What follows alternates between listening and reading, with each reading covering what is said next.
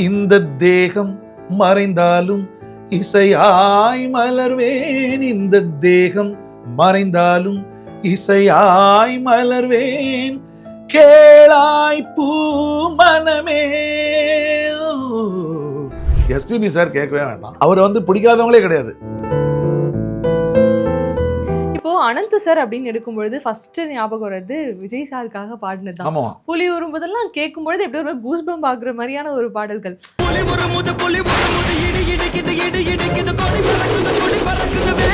So அந்த வேட்டைக்காரன் அப்படிங்கிற அந்த அவருக்கு உண்டான அந்த இமேஜ் வந்து இன்னைக்கு வந்து அவருடைய அரசியல் களத்துக்கு வந்து ரொம்ப நல்ல மேட்ச் ஆகுது. லைக் இப்போ எனக்கு உங்க வாய்ஸை வந்து கேட்கும் பொழுதுனா கண்ணை மூடி கொஞ்சம் கேட்குறப்பனா டக்குன்னு வந்து சாண்ட் ரோல்டன் அவர்கள் வந்து போறாரோ அப்படிங்கிற மாதிரி எனக்கு இல்ல அது ஆக்சுவலி இல்ல இது எனக்கு நிறைய பேர் சொல்லிட்டாங்க. இப்போ ஒரு மியூசிக் அப்படின்னு எடுத்துக்கிட்டா அதோடைய கிரெடிட்ஸ் யாருக்கு சார் போகும்? அதாவது இப்போ நான் என்ன கேட்குறேன், ஒரு மியூசிக் டைரக்டர் இருக்காரு, அவரே எல்லாமே பண்ணிடுவாரா? இப்போ ரீசெண்டாக வெளியே வந்து ரெட்ரோ லைக் ஒவ்வொருத்தருக்கும் ஒரு ஃபேவரட் இருக்கலாம். ஒரு பாட்டுல அந்த தன்னுடைய குரல் மூலயமா ஒரு ஏக்கத்தை வெளிப்படுத்த முடியும், ஒரு தவிப்பை வெளிப்படுத்த முடியும்னா நீங்க பாடின வந்து எதற்காக மறுபடி எங்களுக்காக ஒரு லைன் பாடிடுங்களேன். ஐயோ, நீ கேட்ட புன்னகை உன்னோடு போனதே, நான் கோர்த்த மின்னலை களவாடி போனது. நேயர்களுக்கு வணக்கம். இன்னைக்கு என் கூட வந்து ஒரு பவர்ஃபுல்லான ஒரு சிங்கர் தான் ஜாயின் பண்ணியிருக்காரு ஃப்ரம் எம்எஸ்பி சார். அவரோட அப்படியே தன்னுடைய மியூசிக் கரியரை ஸ்டார்ட் பண்ணி இன்னைக்கு இருக்க பல மியூசிக் டைரக்டர்ஸோட இணைஞ்சு பல நல்ல நல்ல பாடல்களை நமக்காக கொடுத்து தொடர்ந்து என்டர்டெயின் பண்ணிட்டு இருக்கக்கூடிய ஒரு சிங்கர் தான் ஜாயின் பண்ணியிருக்காரு. இன்னைக்கு நம்ம கூட சிங்கர் அனந்த் அவர்கள் ஜாயின் பண்ணியிருக்காரு. தொடர்ந்து அவங்க கிட்ட நிறைய விஷயங்களை கேட்டு தெரிஞ்சுக்கலாம் வாங்க. வணக்கம் சார். வணக்கம்மா, எப்படி இருக்கீங்க? நல்லா இருக்கேன் சார், நீங்க எப்படி இருக்கீங்க? சூப்பரா இருக்கேன். ஃபர்ஸ்ட் ஆஃப் ஆல் எங்களுடைய அழைப்பை ஏற்றுக்கிட்டு வந்ததுக்கு ரொம்பவே நன்றி சார். இல்லை ரொம்ப கண்டிப்பாக, ஏன்னா பிகாஸ் நீங்கள் வந்து என்னுடைய ஜேர்னி பற்றி பேசணும்னு சொன்னீங்க. ஸோ அது எனக்கு ஒரு சந்தோஷம் தரக்கூடிய விஷயம் தானே. ஸோ டேக் ஒன் தமிழ் சேனலுக்கு என்னுடைய மனமார்ந்த வாழ்த்துக்கள். நல்லா பண்ணிட்டு இருக்கீங்க, சூப்பராக தொடர்ந்து பண்ணுங்க. Thank you sir, thank you. இப்போ அனந்த் சார் அப்படின்னு எடுக்கும்பொழுது ஃபர்ஸ்ட் ஞாபகம் வர்றது விஜய் சாருக்காக பாடினது தான். புலி வரும்போதெல்லாம் கேட்கும்பொழுது எப்படி ஒரு கூஸ்பம்ப் ஆகுற மாதிரியான ஒரு பாடல்கள் அப்படியும் கொடுத்துருக்கீங்க, மெலடியும் கொடுத்துருக்கீங்க. இப்போ வந்து விஜய் சாருக்கு அப்படின்னு எடுத்துட்டோம் அப்படின்னா இப்போ அவர் வந்து ஆக்டிங்ல இருந்து அரசியலுக்கு போயிருக்காரு. அரசியலுக்கு போனாலுமே அந்த விஷயத்தை அந்த ஃபுட்டேஜ் எல்லாமே போட்டு உங்க பாட்டு தான் போட்டு இப்போ வரைக்கும் ஒரு மாதிரி க்ளோரி பண்ணிட்டு இருக்கோம் நாங்க எல்லாருமே. சரி, அதை பார்க்கும்பொழுது எப்படி இருக்கு? இல்லை அதுதான் நம்ம. ஸோ அந்த சாங் அன்னைக்கு கிடைச்சதுக்கு உண்டான என்ன, அந்த சாங்கோட வேல்யூ வந்து இப்போ தான் நமக்கு தெரியுது. அது மாதிரி இருக்கு. சரி, அன்னைக்கு ஃபிலிமாக வரும்போது அந்த ஃபிலிமில் வந்து உங்களுக்கு பெருசாக ஹிட் ஆகிடுச்சு அந்த பாட்டு. பட் இன்னைக்கு ஒரு அரசியலில் வரும்போது ஸோ அதை ஏன்னா அதுவுமே வந்து எல்லாரையும் விரட்டி ஒரு ஜெயிக்கிற மாதிரி ஒரு சாங் தானே, வேட்டைக்காரங்கிற மாதிரி வருது. ஸோ அந்த வேட்டைக்காரன் அப்படிங்கிற அந்த அவருக்கு உண்டான அந்த இமேஜ் வந்து இன்னைக்கு வந்து அவருடைய அரசியல் களத்துக்கு வந்து ரொம்ப நல்ல மேட்ச் ஆகுது. அண்ட் அந்த பாட்டை நம்ம பாடிருக்கோங்கும் போது இன்னும் கொஞ்சம் நமக்கு ஒரு பெரிய சந்தோஷம். அவ்வளோதான். It's okay. விஜய் சார் ஒரு பக்கம் இருந்தா அதுக்கப்புறம் அங்கே அதே மாதிரி தான் அங்கே வந்து ஒரு பவர்ஃபுல்லான சாங் கொடுத்த மாதிரி ரஜினி சாருக்கு இரண்டு ஒரு சூப்பர் டூப்பர் ஹிட்டு. எப்போ யாரு கேட்டாலும் வாவ் அப்படின்னு சொல்லாமல் இருக்க முடியாது. லைக் ஏதோ ஒரு இடத்துக்கு நம்மளை கொண்டு போய் வச்சிருவோம். அப்படிப்பட்ட ஒரு 2 பாடல் எப்படி அது சாத்தியமாச்சு, எப்படி பண்ணீங்க அந்த அனுபவங்கள்? இல்லை அதான் 2015 எம்எஸ்வி சார் இறந்துட்டாரு. அஃப்கோர்ஸ் அதுக்கப்புறம் எனக்கு ஒரு பெரிய கேப். ஏன்னா அவர்கிட்ட கண்டினியூஸாக ஒர்க் பண்ணிட்டு இருந்தேன் இல்லையா. அதுக்கப்புறம் சினி இண்டஸ்ட்ரியில் வேற யார்ட்டையும் நான் பெருசாக பாடிடல. ஓகே, ஆமாம். ஸோ அதை விஜயாண்டனிக்கு பாடினதுக்கப்புறம் நம்ம 2009 அது ஆக்சுவலாக 2009 ஒரு 15 ஏதாவது சின்ன சின்ன ஃபிலிம்ஸ்லாம் அதை வச்சு நமக்கு சாங்ஸ் வரும் இல்லையா. பட் ஹிட் சாங்ஸுங்கிற மாதிரி பெருசாக வரல. பட் கவுண்ட் ஆஃப் சாங்ஸ் வந்து நிறைய பாடிட்டேன். ஏன்னா 2009 அது ஹிட் ஆனதுக்கப்புறம் பார்த்தீங்கன்னா 2015 எப்படியும் 25-30 பாட்டு பாடிருப்பேன். அதெல்லாம் பெருசாக ரீச் ஆகலை, பட் போயிட்டு இருக்கு. ஸோ ஸ்டில் அந்த அடுத்த இதுக்கப்புறம் என்ன அப்படிங்கிற ஒரு இதுக்கு போயிட்டு இருக்கோம் இல்லையா. ஸோ அது மாதிரி இருக்கும்போது என்ன ஆயிடுச்சுனாக்கா, எனக்கு ஃப்ரெண்டு ஆர்கே சுந்தர்னு ஒருத்தர் இருக்காரு. அவருக்கு வந்து ரொம்ப டியரஸ்ட் ஃப்ரெண்ட் எனக்கு. அவரும் மியூசிக் டைரக்டர் தான், அவருக்கு நிறைய பாடிட்டு இருக்கேன் அவருக்கு அந்த டைமில். ஸோ அப்போ சந்தோஷ் சாருக்கு வந்து இவர் ரொம்ப க்ளோஸ் ஆனார். ஸோ அப்போ சொன்னார், இந்த மாதிரி சந்தோஷ் நாராயணன் ஒருத்தர் பண்ணுறாரு சார், அவர்கிட்ட உங்கள் நம்பர் கொடுத்துருக்கேன், அவர் உங்களை கூப்பிடுவார்னு நினைக்கிறேன் அப்படின்னாரு. சரி ஓகே. அவர் சொல்லி ஒரு மணி நேரத்தில் கூப்பிட்டார். ஓகே சார், நான் சந்தோஷ் நாராயணன் பேசுகிறேன், உங்களை பற்றி நிறைய ஆர்கே சுந்தர் சொன்னார், ரொம்ப தேங்க்ஸ் சார். நான் சொல்லிட்டு நான் அட்டகத்திலாம் வந்த டைமில் சொல்லிட்டு இருக்கேன் அவர்கிட்ட, பார்த்துட்டு இருக்கேன் சார், நம்ம கண்டிப்பாக ஒரு டைமில் மீட் பண்ணணும் சார், உங்கள் ஒர்க்கெல்லாம் நான் உங்கள் கூடலாம் ஒர்க் பண்ணணும்னு நினைக்கிறேன். இல்லை ஒர்க் பண்ணணும்னு நினைக்கிறேன், இல்லை இப்போ கிளம்பி நீங்கள் நேராக ஸ்டூடியோக்கு வரீங்க அப்படின்ட்டாரு. ஓகே டக்குன்னு. ஓ அப்படியா, நீங்கள் சுந்தர்கிட்டே அட்ரஸ் வாங்கிக்கோங்க அப்படின்ட்டார். நான் அப்புறம் சுந்தர்கிட்ட அட்ரஸ் கேட்டு, அப்போ நான் வந்து கோயம்பேடில் இருக்கேன். நேராக அங்கேருந்து ஒரு வீட்டுக்கு போகிறேன். வீட்டுக்கு போனால் சுந்தரமே அங்கே இருந்தார் ஆக்சுவலாக. ஒரு 1 ஹவரில் போயிட்டேன் நான். போன உடனே அப்போ என்ன பாட்டு எடுத்துருந்தாங்க, ஜெகதம்மான் வந்து இதுக்காக நம்ம காஷ்மோரான்னு ஒரு படம். காஷ்மோராவில் ஜெகதம்மா, ஆமாம்மா, அதில் ஜெகதம்மான்னு ஒரு சாங். அதுதான் ஃபர்ஸ்ட் டைம் கூப்பிட்றாரு எனக்கு. அப்போ இந்த சாங் ட்ரை பண்ணுங்க அப்படின்னாரு. அது பாடிட்டேன். சாரி ஜெகதம்மா, சாரி அது இல்லை, இது கக்கக போன ஒரு சாங். அது அவரே பாடியிருக்காரு ஆக்சுவலாக, அது அவரே பாடியிருந்தாரு. பட் அவர் என்ன சொன்னார்னா, சார் இந்த மாதிரி இந்த சாங்கை வந்து ஒரு வாட்டி ட்ரை பண்ணுங்கன்னு பல்லவி ட்ரை பண்ணி பல்லவி மட்டும் எடுத்துட்டு அவங்களுக்கு அனுப்பிச்சாரு. பட் என்ன ப்ராப்ளம்னா, அவர் பாடினதை கேட்டு கேட்டு கேட்டு கேட்டு லாக் ஆகிட்டாங்க. இந்த ஃபிலிம் இண்டஸ்ட்ரியில் எப்பவுமே என்ன ஒரு விஷயம் கேட்டிங்கன்னா, ஃபர்ஸ்ட் ஒருத்தங்க வந்து சும்மா டம்மியாக பாடினாங்க, அவங்க பாட வேண்டாம் டிசைட் பண்ணியிருந்தா கூட அவங்க பாடினதை டேரக்டர்ஸ் வந்து அதை கேட்டு கேட்டு அதில் லாக் ஆகிட்டாங்கன்னா வேற எந்த வாய்ஸில் வந்தாலும் அவங்க ஒத்துக்க மாட்டாங்க. அது மாதிரி ஒன்று இருக்குது. நீங்கள் அதை விட நல்லாவே பாடுவீங்க, இல்லை அதுக்கு ஈக்குவலாகவே பாடுவீங்க, பட் அவங்களுக்கு வந்து அந்த சவுண்டிங் பிடிச்சிருச்சுன்னா மாற்றிக்க மாட்டாங்க. அது மாதிரி ஒன்று இருக்குது. ஸோ சொன்னார், அதில் சில பிஜிஎம்ஸ் மட்டும் எடுத்தார். அந்த பிஜிஎம் ரீடைன் பண்ணிவிட்டு அதுக்கு கிரெடிட்ஸ்லாம் கொடுத்துருந்தார் எனக்கு. ஸோ சொன்னால் அந்த சாங்கை பொறுத்தவரைக்கும் அதில் லாக் ஆகிட்டாங்க சார், பரவாயில்ல, பட் உங்கள் ஃபர்ஸ்ட் இன்ட்ரோடக்ஷனுக்காக தான் கூப்பிட்டேன், பெருசாக பண்ணுவோம், செம்மையாக பண்ணுவோம் அப்படின்ற ஃப்ரெண்ட் ஆகிட்டார் பயங்கரமாக. அப்புறம் வந்து ஜெகதம்மா பாட கூப்பிட்டாரு. அப்புறம் இறைவியில் ஒரு சாங் பாடினேன். அந்த 2 முடிஞ்சதுக்கப்புறம் தான் கபாலி கூப்பிட்டாரு எனக்கு. கபாலி கூப்பிடும்போது எனக்கு தெரியாது, மாயநதி சாங் வந்து கூப்பிட்டுட்டு அந்த மாதிரி அந்த மாயநதிங்கிற போர்ஷன் வந்து ஒரு 2 லைன் அவர் பாடிட்டு இதை என்னென்ன இம்ப்ரோவைஸ் பண்ண முடியுமோ அவர் இதை சொல்லிட்டார், ஸ்கெட்சை சொல்லிட்டார், இதுதான் இது என்னென்ன இம்ப்ரோவைஸ் பண்ண முடியுமோ பண்ணுங்கன்னாரு. அது அஃப்கோர்ஸ் நிறைய இடங்களில் சொல்லியிருக்கேன் நான். ஸோ அதை இம்ப்ரோவைஸ் பண்ணி பாடி நிறைய பாடினோடனே நிறைய பாடினேன். அப்போ சொன்னார், இல்லை எனக்கு இவ்வளோலாம் தேவைப்படாது, இதில் எனக்கு 2-3 இடம் தான் அது வரும். ஸோ கரெக்டாக அது உங்களுக்கு. ஸோ நெக்ஸ்ட் வீக் கூப்பிட்டாரு, கரெக்டாக அந்த போர்ஷன் ஃபுல்லாக பாடிட்டேன். அப்புறம் பல்லவியும் பாட சொன்னார். பட் பல்லவியில் என்ன ப்ராப்ளம்னா, பல்லவி வந்து பிரதீப் பாடி அவருக்கு ரொம்ப பிடிச்சிருந்தது பல்லவி. அந்த மாயநதிங்கிற போர்ஷன் வந்து பிரதீப் எனக்கு இந்த ஸ்டைலே வராது, இது அவரே வச்சுக்கோ அப்படின்ட்டாரு. அப்புறம் என்ன ஆயிடுச்சுனாக்கா, யாராவது ஒருத்தர் தான் பாட வைக்கணும், யாரை பாட வைக்கலாம் அப்படிங்கிற மாதிரி இருந்தது. அப்புறம் இவருக்கு 2 பேருமே விட முடியல. அப்புறம் வந்து டைரக்டர் கேட்டு உங்களுக்கு இதை மாண்டேஜ் சாங் தான், லிப் மூவ்மெண்ட்லாம் கிடையாது, ஆனால் 2 பேருமே வச்சுக்கலாம் அப்படின்ட்டு. ஸோ எங்கள் 2 பேர் வாய்ஸுமே அதில் இருக்கும். ஆக்சுவலாக உங்கள் 2 பேரோட காம்போவில் நீங்கள் கொடுத்தது எல்லாமே ஹிட்டு தான். பிரதீப் குமார் சாராக இருக்கட்டும், சனா சாராக இருக்கட்டும், நீங்கள் எல்லாரும் பண்ண எல்லாமே ஹிட்டு தான். எப்படி பிளான் பண்ணி பண்றீங்களா? ஹிட் கொடுக்கணும்னு பிளான் பண்ணி பண்றீங்களா, இல்லை அதுவா அமையுதா? இல்லை அமையிறது தாங்க எல்லாமே. பிளான் பண்ணிலாம் பண்ண முடியாது. அந்த இஃப் தட் ஃபிலிம் நீட்ஸ் நம்ம பண்ணி தானே ஆகணும். அது கரெக்டாக இப்போ எல்லா படத்துலையும் அவர் பண்ணக்கூடிய எல்லா படத்துலையும் வந்து என்னையும் கூப்பிட்டு பாட வைக்கல, எல்லா படத்துலையும் பிரதீப் குமாரையும் அவர் கூப்பிட்டு பாட வைக்கிறது இல்லை. பட் செலக்டடாக இருக்கும் சில விஷயங்களே. நான் வந்து பிராண்ட் பண்ணிடக்கூடாதுங்கிறது. இப்போ நீங்கள் சொல்கிறீங்களா, நீங்கள் அவருடைய ஆளான்னு கேட்பீங்களா, அது மாதிரி அவரே அதில் ரொம்ப இதை பண்ண பிராண்ட் பண்ணுவாங்க. அந்த பிராண்டிங் இருக்கக்கூடாது. ஆனால் அதையும் தாண்டி எல்லாருமே வந்து சனா உங்க காம்பினேஷன் எப்பவுமே நல்லா இருக்கு. அதுதான் அந்த காம்பினேஷன் தான் ரொம்ப பெர்ஃபெக்ட்டா மேட்ச் ஆயிருக்கு. சரி அப்படிதான் பிராண்ட் சரி பிராண்டாவே இருக்கட்டும். இப்போ என்ன பிராண்ட் இல்ல சார், லைக் ரசிக்கக்கூடிய ஒரு அப்படி கரெக்ட் ரொம்பவே என்ஜாய் பண்ணி பார்க்கக்கூடிய ஒரு விஷயங்கள் தான். லைக் இப்போ எனக்கு உங்க வாய்ஸை வந்து கேட்கும் பொழுதுனா கண்ணை மூடி கொஞ்சம் கேட்குறப்பனா டக்குன்னு வந்து சாண்ட் ரோல்டன் அவர்கள் வந்து போறாரோ அப்படிங்கிற மாதிரி எனக்கு இல்ல. அது ஆக்சுவலி இல்ல இது எனக்கு நிறைய பேர் சொல்லிட்டாங்க. அதாவது இந்த படம் வந்தது இல்ல, நம்ம பவர் பாண்டியில நிறைய பாட்டு அவர் தான் பாடியிருக்காரு. வானம் பறந்து பார்க்க அந்த ஒரு சாங் தான் எனக்கு. இந்த கபாலி பாடினதுக்கு அப்புறம் அவர் கூப்பிட்டாரு எனக்கு. ஸோ நான் வந்து அங்கே பாடிட்டு வந்தப்பறம் என்கிட்ட கேட்டாங்க நிறைய பேர், என்ன சொல்லிட்டாங்கன்னா, சார் நீங்கள் பாடுறது வந்து சாண்ட் ரோல்டன் பாடுற மாதிரியே இருக்கு அப்படின்னாங்க. இல்லைங்க தெரியல, எனக்கும் அவருக்கும் வாய்ஸ் ரிசம்பிளன்ஸ் ஏதாவது இருக்கான்னு தெரியாது அப்படின்னு.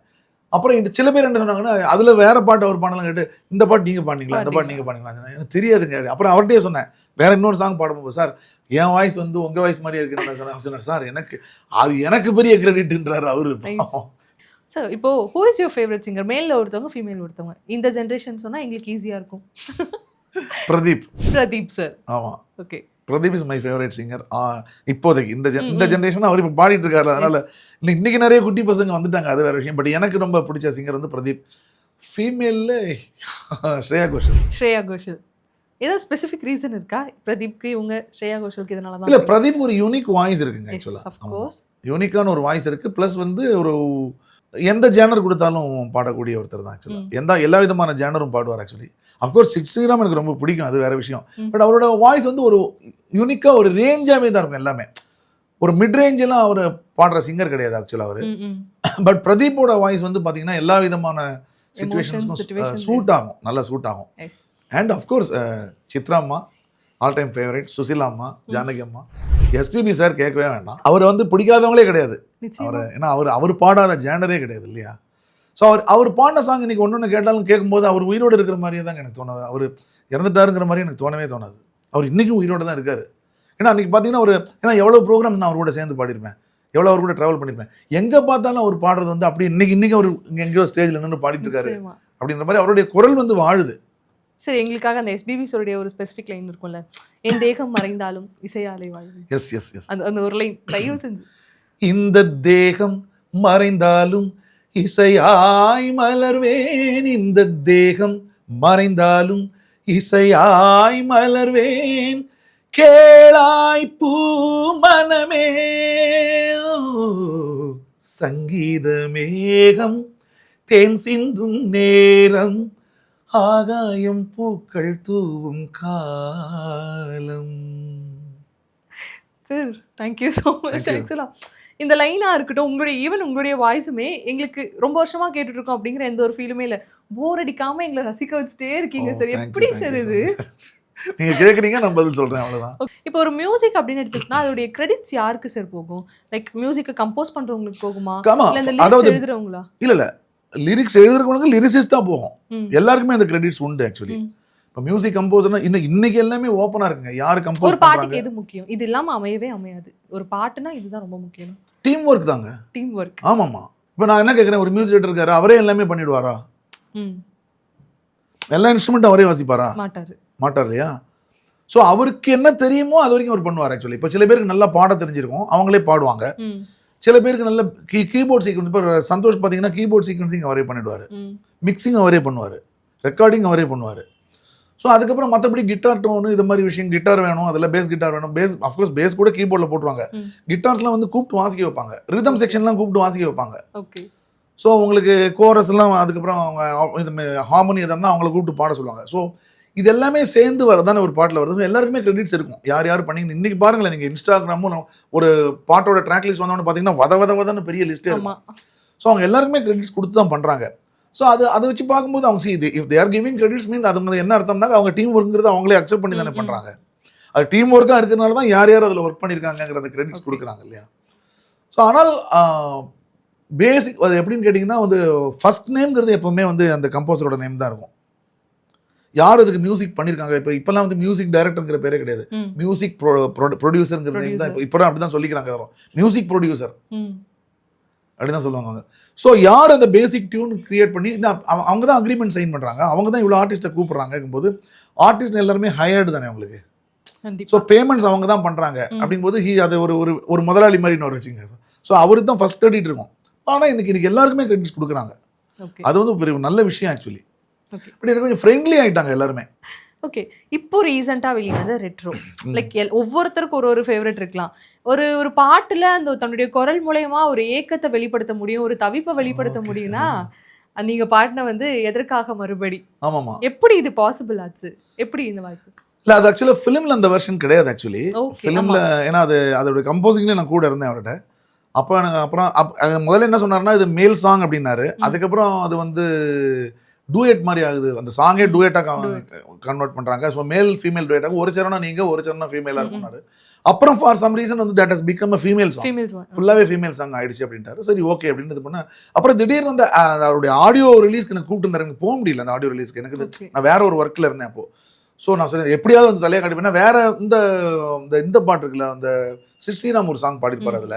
ஸோ அதில் வந்து ஒரு ஃபியூ லைன்ஸ் நான் பாடினேன். ஸோ நீங்கள் கிரெடிட்ஸில் உங்கள் நேம் இருக்குது, நீங்கள் வந்து தலையை கட்டிட்டு போயிடுங்க அப்படின்னாரு. இல்லை சார், நான் வேறு ஒரு ஒர்க்கில் இருக்கேன், நான் அதை மிஸ் பண்ணுறேன் ரொம்ப, பட் நான் கண்டிப்பாக நம்ம வில் மீட் சம் டைம் அப்படின்ட்டேன்.